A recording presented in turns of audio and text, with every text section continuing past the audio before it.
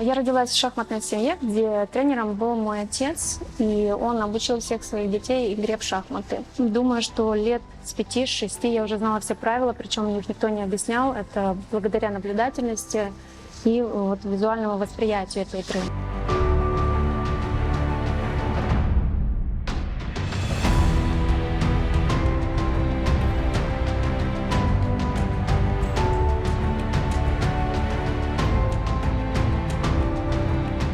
Я много занималась в детстве, и также у меня было огромное количество практики, огромное количество турниров.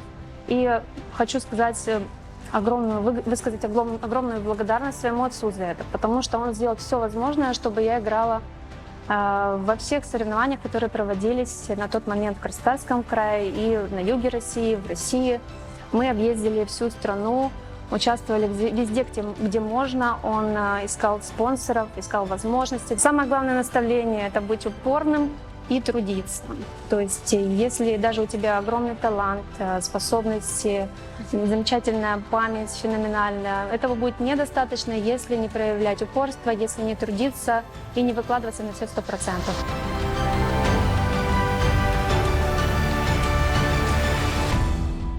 Моей задачей было показать максимальный результат, но я не предполагала, что стану чемпионкой. Я делала все возможное, все, что от меня зависит, старалась, готовилась к каждой партии.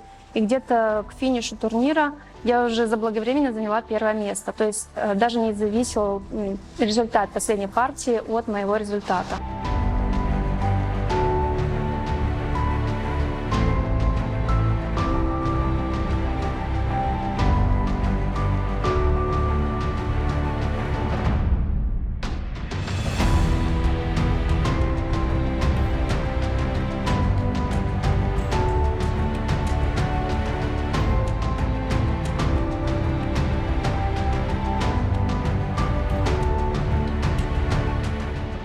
Обучить детей 2-4 лет шахматной игре. Но для этого нужно было разработать методику со всеми подробностями, с готовыми конспектами занятий.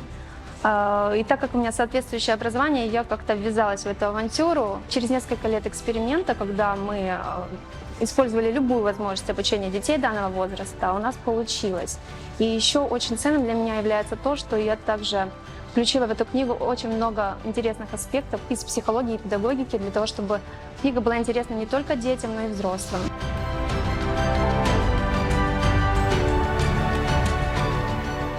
Шахматы дают очень много не только детям, но и взрослым. Что касается детей, это в первую очередь самодисциплина, это организация собственного времени, это умение принимать решения. Но самое, по-моему, ценное, как по мне, это именно нести ответственность за свои поступки. Это очень важно вообще, в принципе, для любого человека.